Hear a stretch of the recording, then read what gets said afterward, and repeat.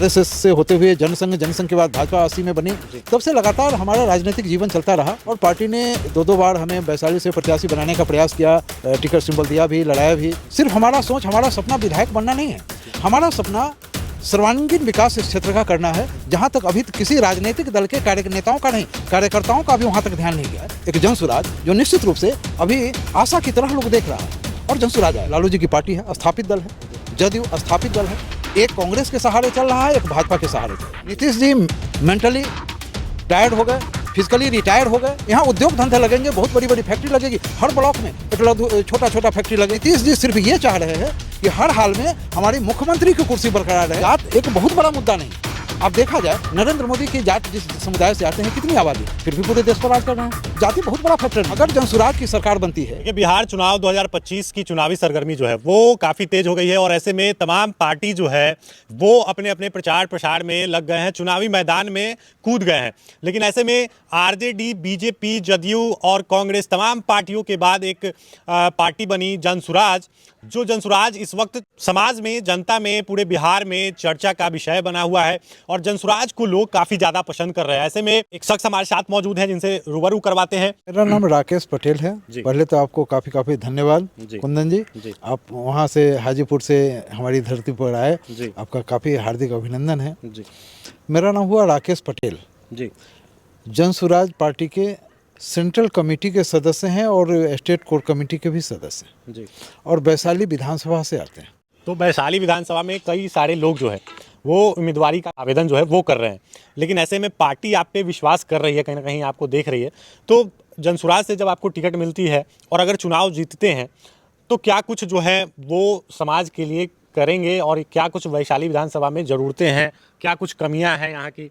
निश्चित रूप से यह तो लोकतंत्र की खूबसूरती है कि हमारे यहाँ सब सारे दलों से ज़्यादा उम्मीदवार, ज़्यादा प्रत्याशी ने आवेदन दिया है। यह हमारे लोकतंत्र की खूबसूरती है और जनसुराज का जो बढ़ता हुआ जनाधार है यह परिलक्षित करता है।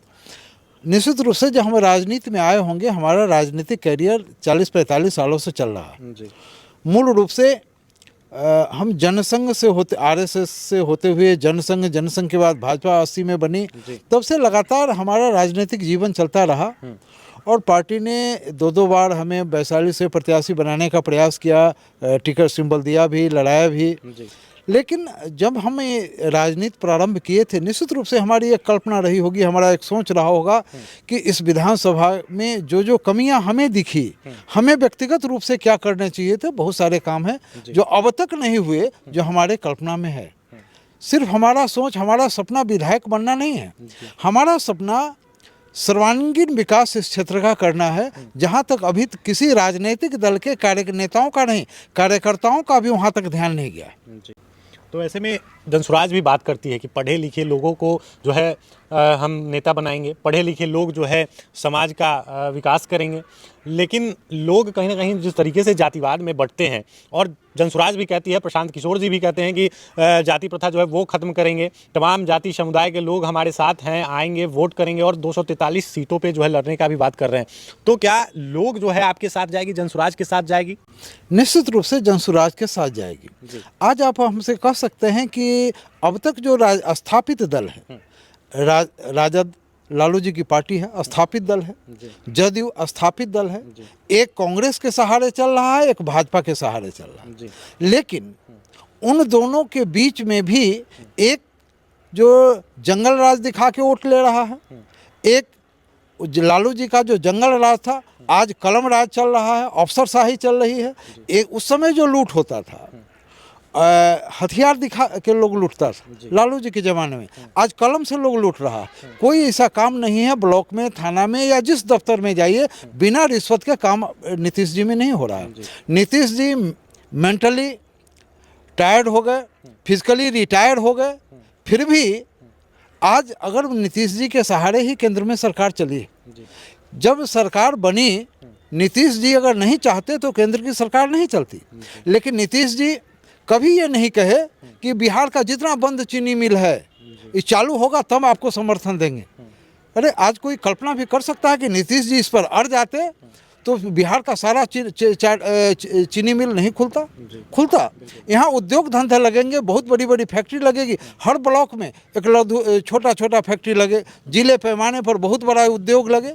लेकिन नीतीश जी ने नहीं सोचा। नीतीश जी सिर्फ ये चाह रहे हैं कि हर हाल में हमारी मुख्यमंत्री की कुर्सी बरकरार रहे, या मतलब लालटेन को पकड़ के हो या कमल के फूल पर लटक के हो, है कि नहीं। विकास का एजेंडा रहा नहीं। हाँ, एक समय था जब नीतीश जी को लोग इज्जत की निगाह से देखते थे, और नीतीश जी अच्छा काम किए। लालू जी के राज के बाद जो एक जंगल राज था, उसके बाद निश्चित रूप से नीतीश जी ने काम किया। लेकिन आज वह स्थिति नहीं है जो उस समय के नीतीश जी थे। उस समय आपने सुना होगा कि एक बार रेल दुर्घटना हुई और नीतीश जी ने रिजाइन दे दिया। आज इतनी घटना हो रही है कि नहीं, फिर भी नीतीश जी कुर्सी से चिपके लगातार। अब कभी सोचे भी, मुख्यमंत्री की कुर्सी से बरकरार रहती है, उप मुख्यमंत्री सिर्फ बदल रहे हैं। ऐसे में और जातीय जो पैमाना आप कह रहे हैं, जात पात कोई चीज़ नहीं माने नहीं लगता। हाँ, जात भी एक चीज़ है। कोई ना कोई आदमी जो जन्म लेता है ना किसी जात में ही तो जन्म लेगा। लेकिन जात एक बहुत बड़ा मुद्दा नहीं है।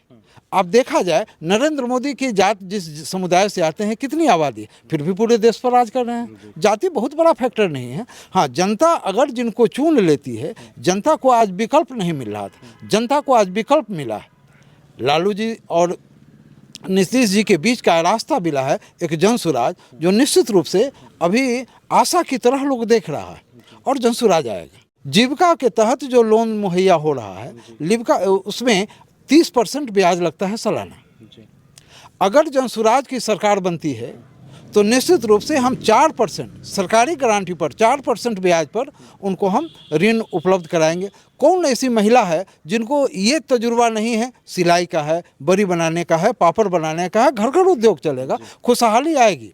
जो 15 साल से छोटे बच्चे हैं, 15 साल तक के बच्चे हैं, उनके लिए विश्व स्तरीय पढ़ाई की व्यवस्था हो। नीतीश जी की जो पॉलिसी रही, जहाँ बच्चे हैं वहाँ विद्यालय खोल दिए, विद्यालय में खिचड़ी बट रहा है, पढ़ाई नहीं हो रही है। नेतरहाट एक विद्यालय था पूरे बिहार में, जब झारखंड और बिहार साथ था, उस विद्यालय का अब तक 1270 लड़का IAS IPS बना। वही सिलेबस बक्सामा हाई स्कूल है, इसका भी है, टीचर योग्यता वही रखते हैं, इसके बच्चे तो नहीं बनते। कारण है कि शिक्षा का स्तर नीतीश जी के राज में लालू जी ने तो ख़त्म कर दिया था। नीतीश जी से जो आशा थी, इन्होंने बहाल जरूर किया, लेकिन उस पर ध्यान नहीं गया उनका, उसको चला नहीं पाए, सही तरीके से नहीं चला पाए। आज हम कह रहे हैं कि जिन गरीब के बच्चे, जिनको अच्छी पढ़ाई चले, हाँ, जहाँ मन है नाम लिखाएं, इंग्लिश स्कूल में नाम लिखाएं, विश्व स्तरीय जो विद्यालय अपने देश के किसी भी कोने में नाम लिखवाएं, उसका खर्चा जनसुराज भरेगा, जनसुराज की सरकार आएगी, यह मुहैया कराएगी। यह जो होली गुजरी है वह बदहाल सरकार में गुजरी है। यह जो रमजान गुजर रहा है, बदहाल बिहार में गुजर रहा है। आने वाला जो छठ होगा, आने वाला जो ईद होगा, आने वाला जो रमजान होगा, खुशहाल बिहार में गुजरेगा। और इसकी हम कल्पना सिर्फ नहीं करते।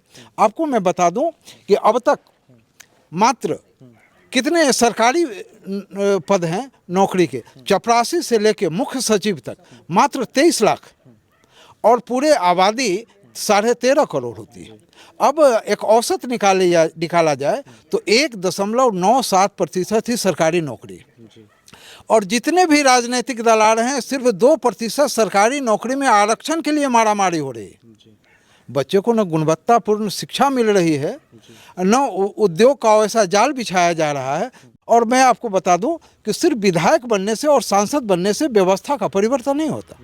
हमारा मानना है कि पंचायती राज में भी वह जनसुराज ही हो, हमारा पंच हो, हमारा वार्ड मेंबर हो, हमारा मुखिया का प्रत्याशी हो, सरपंच का प्रत्याशी हो, जिला परिषद हो, प्रमुख हो, सारा का सारा जनसुराज के बैनर तले, जनसुराज के कार्यकर्ता ही वहाँ से चुनाव लड़े, तब होगा सही लोग, सही सोच और सामूहिक प्रयास के चलते जो एक राजनीतिक परिवेश प्रखंड पंच और सरपंच से लेके एक वार्ड मेंबर से लेके एक सांसद तक जो हमारी परिपाटी बनेगी, यह जो प्रक्रिया बनेगी, तो हमको लगता है कि सच्चा जनसुराज आएगा।